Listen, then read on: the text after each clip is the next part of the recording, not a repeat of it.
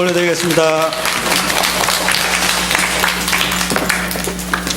오늘은 성원교회가 창립한 35주년을 기념하는 그러한 날입니다. 우리 교회가 무엇입니까? 우리 성원교회는 35년 전에 이곳에 교회를 세우고 또 후지를 알아보고 또 임대 계약을 하고 이러한 가운데 이렇게 시작이 되었고요. 그 다음에 35년을 지나오면서 교회가 틀을 확장하고 또 건물을 세워갔습니다. 자, 그것은 어찌 보면은 교회의 건물입니다. 교회의 건물. 교회라고 하는 것은 성도들의 이 집합제를 이야기하는 것입니다. 성도들의 모임을 이야기하는 것입니다.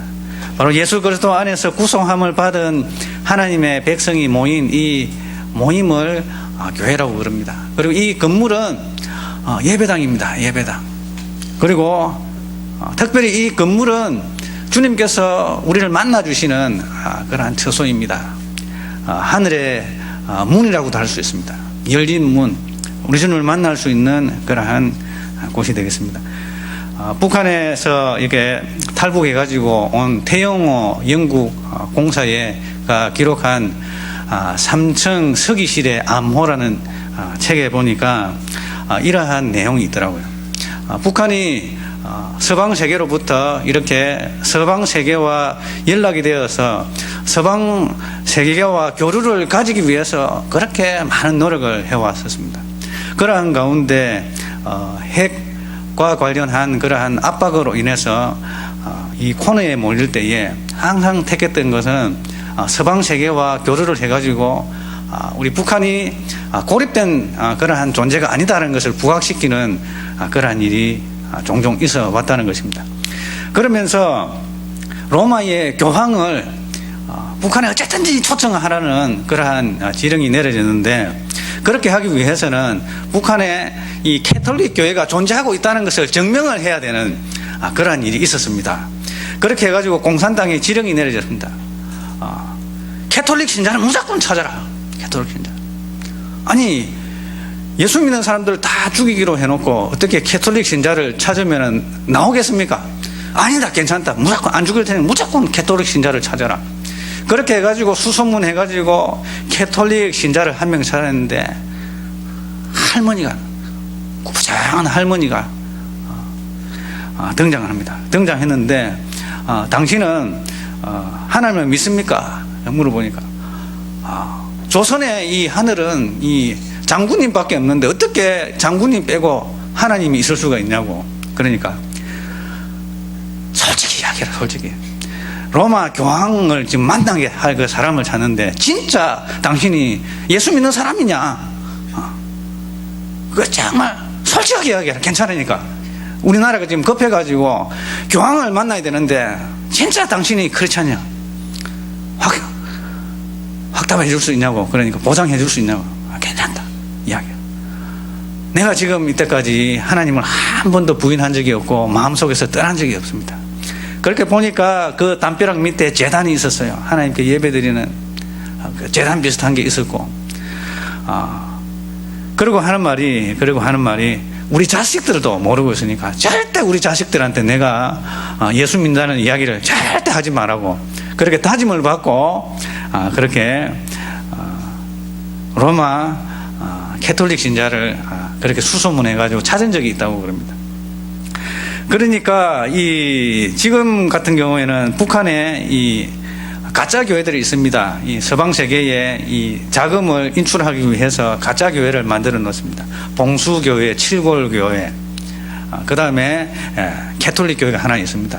그런데 가짜 교회인데 거기에 있는 사람들이 다 찬송을 불러요. 주님의 높고 위대하심을 내 영혼이 찬양하네. 얼마나 아름답게 부르는지 모릅니다. 우리나라 사람들이 부르는 이러한 곡조랑 북한 사람들이 부르는 그 찬송의 곡조가 틀립니다. 굉장히 선율이 아름답고 활기찹니다. 그런데 그 가짜 교인들 선전하기 위해서 가짜 교인들을 불러놨다면 그 사람들이 예수님을 믿는 그런 일이 일어난다고 그럽니다. 가짜 교인을 해가지고 가짜 교회를 만들어 선전하려고 하는데 오히려 사람들이 예수님을 믿어버린다. 오늘날 우리는 건물이 있고 십자가가 있지만, 그러나 북한에는 십자가가 없이도 교회가 많이 존재하고 있습니다. 30만 명의 크리스찬들이 지하교회 성도들이 있고요. 그 다음에 발각이 되어서 정치범 수용소에 감금이 되어 있는 5만 명이 넘는 크리스찬들이 있습니다. 그리고 그들은 한 달에 한 번씩 공개 처형을 당하고 있습니다. 그리고 그들은 생체 실험, 화학무기 실험의 재료로서 마루타로 사용이 되어 있습니다. 그렇게 우리 북한에 있는 지하교회 성도들은 번번한 교회당 건물 하나 없이, 그리고 번번한 성경책 한 권 없이 성경책을 쪼개어서 뜯어서 돌려가면서 읽으면서 신앙을 유지하는 그러한 지하교회 성도가 30만 명, 그것은 5만 명이 넘는 정치범 수용소에 있는 그러한 우리 믿음의 동포들을 포함한 숫자인지는 잘 모르겠지만 북한에 현재 30만 명이 달하는 지하교회 성도들이 있다는 것입니다. 최근에 일본의 신문에 의하면은, 보고된 바에 의하면은 북한의 풍계리에서 핵실험 핵갱도가 무너질 때 200명이 넘는 그러한 공사자들이 매몰되어서 죽었다라는 발표가 있습니다. 한편 보고에 의하면은 그 죽은 사람들이 다 정치범 수용소에서 감금되어 있는 크리스찬들이라고 이렇게 보고가 되었습니다. 이러한 소식을 접하면서 서방 세계는 북한이 핵 폐기를 조건으로 하면서도 핵 폐기를 하기 위해서는 그 정치범 수용소에 있는 그 지하 구석구석에 핵이 다 숨겨져 있는 핵시설들인데, 정치범 수용소를 깨부수지 않고서 어떻게 비핵화가 가능하겠냐. 태용호 공사가 하는 이야기입니다. 북한의 실정을 잘 아는 태용호 공사가 이것을 증언했습니다. 그래서 북한에서는 노발대발을 하죠. 또 그것을 알고 또한 미국에서는 확실한 그런 조치가 있지 않고서는 안 되겠다라고 판단하고 있습니다. 자, 우리는 이러한 우리 국내에 알려지지 않는 이러한 사실들, 그것을 우리는 알고 주위의 나라들과 또한 탈북해 온 사람들의 그러한 증언으로 인해서 알 수가 있는 것입니다. 그래서 우리가 오늘 35주년 기념 예배를 드립니다. 이러한 가운데 참된 교회의 의미를 우리가 살펴보기 위하여서 교회란 무엇인가? 교회란 건물이 없지만은 믿음으로 모인 이 믿음의 공동체, 두세 사람이 함께하는 그곳에 우리 주님께서 나도 그들 중에 있느니라 라고 말씀하셨습니다. 원래 교회의 가장 기초 단위는 10명입니다. 10명이 기초가 되어집니다. 10명이 되면은, 세례교인 10명이 되면은 교회가 시작이 됩니다. 우리 장로교 헌법에 보면은 그렇게 되어 있습니다. 세례교인 10명이면은 교회가 시작된다. 그리고 유대인의 그러한 규례에 의하면은 10명의 남자들이 모여야 회당이 형성이 되어집니다. 그런 법이 있었습니다. 자, 그러니까 우리 주님께서 하시는 말씀은 더욱더 교회라는 이 핵심적인 이 기초는 두세 사람이 나의 이름으로 모인 곳에 나도 그들 중에 있느니라. 바로 주의 이름으로 모인 두세 사람이 모인 바로 그곳이 우리 주님께서 임재하시는 교회가 되어지는 것입니다. 자, 그러고 볼 때 우리의 가정들은, 믿음으로 모여있는 우리의 가정들은 교회의 가장 기초 단위가 되겠습니다. 오늘 우리가 이 기념 예배를 드리면서 우리가 가져야 할 가장 기초적인 이 교회의 바탕이라고 할까, 교회의 신앙, 그리고 교회의 목적이 무엇인지를 우리가 한번 살펴보았으면 좋겠습니다. 오늘 본문에 보면은 유대인들이 그리스도가 영원히 계신다 함을 들었는데 너는 어찌하여 인자가 들려야 하리라 라고 이야기하고 있는 거예요. 인자라는 말은 우리 주님께서 자신을 인자라고 표현했습니다. 그리고 인자는 메시아에 대한 약칭입니다. 다니엘 7장 13절에 보면 인자 같은 이가 하늘 구름을 타고 태초부터 계신 이에게로 올라가더라. 그 인자는 사람의 아들, 원문 그대로 하면 그 사람의 그 아들이라고 말하고 있습니다. 헬라어로 말하면은 히오스 투 안트로프라고 되어 있습니다. 그 사람의 아들. 그것을 이제 우리나라 말로 약칭으로 인자라고 표현합니다. 인자가 하늘로 올려야 합니다. 위로 올려져야 합니다.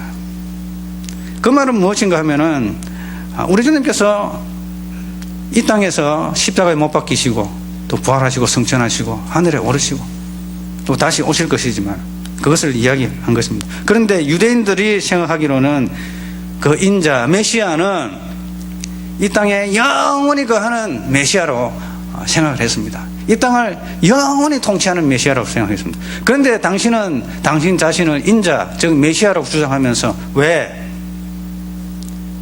들려 올라간다고 이야기하느냐.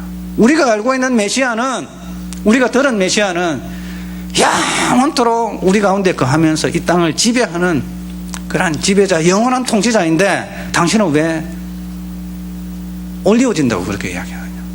그러니까 당신은 메시아가, 우리가 알고 있는 메시아가 아니지 않느냐 라는 그런 말이거든요. 그래서 그 인자가 누군지 이야기해보라. 그 인자가 과연 누구인가? 당신은 누구인가? 라는 그러한 질문을 하기 시작합니다. 율법에서는 그리스도가 영원히 계시다 하는 말이 이렇게 있습니다. 이사야 9장 7절을 보면은 그 나라를 굳게 세우고 지금 이후로 영원히 정의와 공의로 그것을 보존하실 것이라. 다윗의 왕자와 그 나라에 군림하여서 그 나라를 굳게 세우고 지금 이후로 영원토록. 그러니까 주님께서 위로 올려준다는 이 말이 이해가 안 가는 거죠. 그 사람들.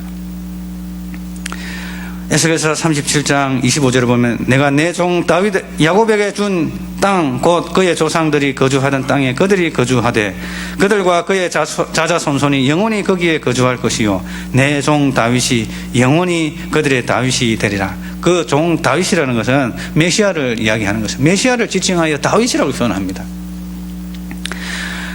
자, 다니엘서 7장 14절을 보면은 또 이런 말이 있습니다. 그에게 권세와 영광과 나라를 주고 모든 백성과 나라들과 다른 언어를 말하는 모든 자들이 그를 섬기게 하였으니 그의 권세는 소멸되지 아니할 것이요 영원한 권세요 그의 나라는 멸망하지 아니하리라.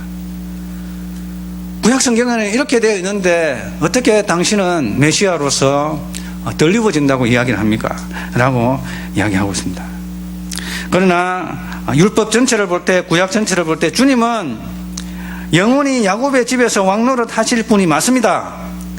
그러나 영원히 다스리시기 전에 우리 주님께서는 고난을 받으셔야 했고 왕관을 쓰시기 전에 십자가를 지으셔야 했고 가시관을 쓰셔야 했고 유월절 어린 양이 되셔야만 했습니다. 이사야 53장 7절을 보니까 그가 곤용을 당하여 괴로울 때에도 그의 입을 열지 아니하였으며 마치 도수장으로 끌려가는 어린 양과 털 깎는 자 앞에서 잠잠한 양같이 그의 입을 열지 아니하였도다. 그는 곤욕과 신문을 당하고 끌려가서나 그 세대 중에 누가 생각하기를 그가 살아있는 자들의 땅에서 끊어짐은 마땅히 형벌받을 내 백성의 허물 때문이라 하였으리요 라고 이야기하고 있는 것입니다. 그래서 유대인들이 생각할 때는 예수님께서 인류의 허물을 위해서 고난당하고 우리의 형벌을 위해서 우리의 허물 때문에 땅에서 끊어진다는, 들리어서 십자가에 못 박힌다는 이 사실을 이 유대인들이 도무지 상상을 하지 못했던 것입니다. 그러나 우리 주님은 영원히 다스리시기 전에 고난당하시고 핍박당하시고 십자가에 못 박혀 죽으시고 부활하시고 성천하시고 올라가시죠. 들리시죠. 나무에 매달려 죽으셨지만은 그러나 하늘로 오르사 전능하신 하나님 우편에 앉아 계시다가 저리로서 산자와 죽은 자를 심판하러 오실 것입니다. 바로 우리 주님은 그러한 분이신 것입니다. 그래서 유대인들이 이렇게 이야기합니다. 도대체 당신은 누구냐? 이 인자가 누구냐? 인자가 누구냐? 우리가 알고 있는 인자는 죽지 않고 영원히 다스리는 인자인데, 메시아인데 당신은 왜 다른 인자를 이야기하느냐? 당신은 누군가? 라고 이야기를 하는 것입니다. 그래서 우리 주님께서는 그들에게 대답을 합니다. 잠시 동안 빛은 너희 가운데 있다. 너희들이 빛을 가지고 있는 동안에 걸어 다니라. 어둠이 너희를 덮치지 않기 위하여서 빛 가운데 걸어가라. 이 말은 무슨 말인가? 나를 믿으라 라는 것입니다. 어쨌든 간에 우리 주님께서는 쉬운 말로 해도 유대인들이 그때 당시에는 믿지 않았습니다. 그래서 우리 주님에 대해서 자세히 나는 누구고 나는 메시아가 맞고 너희들이 잘못 이해하고 있고 막 이렇게 변명할 필요가 없던 것입니다. 왜냐하면 변명해도 안 믿을 거니까. 그래서 우리 주님께서는 은유적인 표현을 했습니다. 어차피 당신들은 안 믿을 거 아니냐. 그래서 은유적인 표현을 합니다. 무슨 표현을 하는가 하면은 주님을 빛으로 표현합니다. 빛이 있는 동안에, 그러니까 내가 이 세상에 이 땅에 잠시 있는 동안에 빛 가운데 걸어간다는 말은 나를 믿어라 라는 거란 말이에요. 예수님을 믿어라 라는 겁니다. 어둠이 너희들을 덮치지 않기 위하여서 나를 믿어라 라고 이야기하고 있습니다. 기회의 시간에 주님을 믿지 않는다면 어둠에 붙잡히게 될 것입니다. 직접적으로는 예수님을 받아들이지 아니했던 이 유대인들이 로마의 티투스 장군에 의해서 멸망당하고 붙잡히게 되어서 이스라엘이 완전히 괴멸이 되어버렸습니다. 유대인들을 찾아오신 메시아를 거부함으로 말미암아 그들은 역사의 긴 어두운 터널을 지나야 했을 것입니다.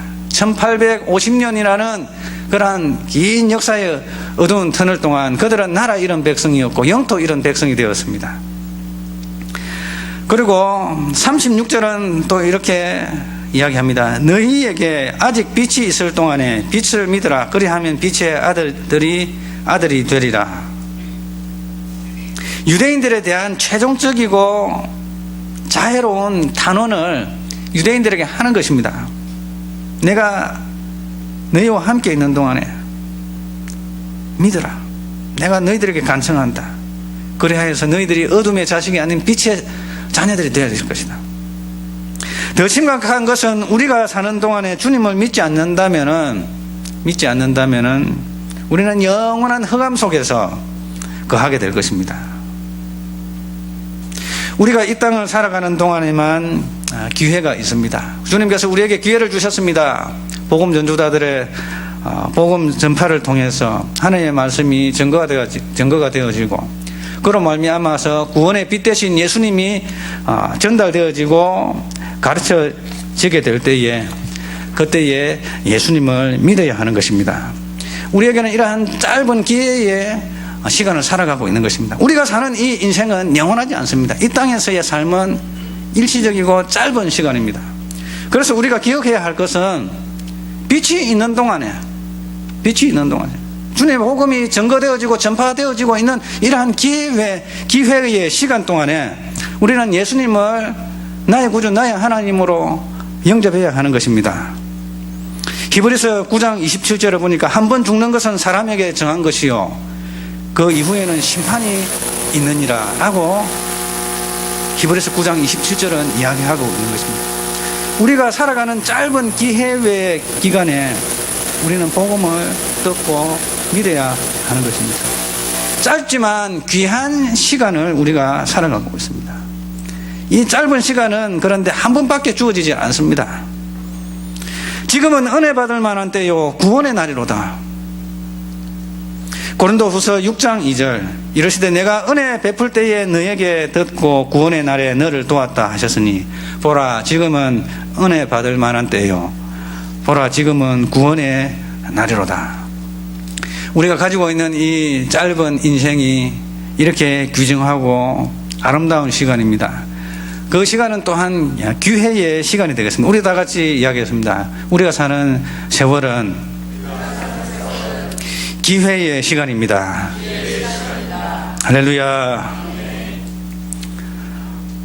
우리 주님께서 우리를 위해서 십자가에 피 흘려 죽으심으로 말미암아서 부활하시고 성천하시고 다스리시고 다시 오실 주님이시다. 세상을 심판하실 주님이시다. 이 사실을 우리가 믿고 예수 그리스도 이 땅에 오신 그분이야말로 바로 성경에 예언되어진 그 메시아 구원자 우리의 창조주다는 이 사실을 우리가 믿고 고백하는 그러한 우리가 되어야 될 줄 믿습니다. 우리 성은교회가 설립 35주년을 맞이했습니다. 저는 이 시간 오늘 이 말씀에 비추어서 교회의 사명을 이렇게 정의하고 싶습니다. 교회의 사명은 첫 번째로 사람들로 하여금 짧은 인생을 구원 얻기 위한 기회의 시간으로 인식하게 하는 것이 첫 번째 교회의 사명이라고 봅니다. 그리고 두 번째는 그렇게 생각하는 사람을 모이게 하는 것이 이 교회의 사명이라고 봅니다. 세 번째로 이 모인 자들로 하여금 구원의 빛이신 예수님을 만나게 하는 것이 교회의 사명이라고 봅니다. 그리고 네 번째로는 교회의 사명은 이 모인 이들을 통하여 구원의 빛 되신 주님을 사람들에게 소개하게끔 하는 것이 교회의 사명이라고 봅니다. 이러한 교회의 사명에 충실한 성은교회 우리 성도님들 되시기를 주님의 이름으로 축원합니다. 그리고 오늘은 우리 성은교회가 가정의 주일로 또한 지키기도 합니다. 가정의 사명이 무엇입니까? 우리 가족의 구성원들의 짧은 기회의 시간에 우리를 한 가족으로 묶어주셨습니다. 우리를 한 가족으로 묶어주신 그 이유는 우리 서로 협력하여서 우리의 이 짧은 이 기회의 시간에 주님을 만나고 또한 믿지 아니하는 가족이 있다면 그들에게 주님을 증거하는 전도의 최소 단위, 교회의 최소 단위로서의 역할을 감당케 하기 위하여서 우리를 가족으로 또한 묶어주신 줄 믿습니다. 그리고 우리 각자의 인생의 사명은 또 무엇입니까? 바로 이 주님을 이 기회의 시간에 주님을 영접하고 주를 찬송하고 또한 주님을 증거하는 그러한 사명을 우리에게 주신 줄 믿습니다. 자, 이러한 기회의 시간에 우리가 다 주님을 영접하고 또한 주님을 증거하고 또한 자랑하는 그러한 복된 인생들 되시기를 주님의 이름으로 축원합니다. 하나님 아버지 감사합니다.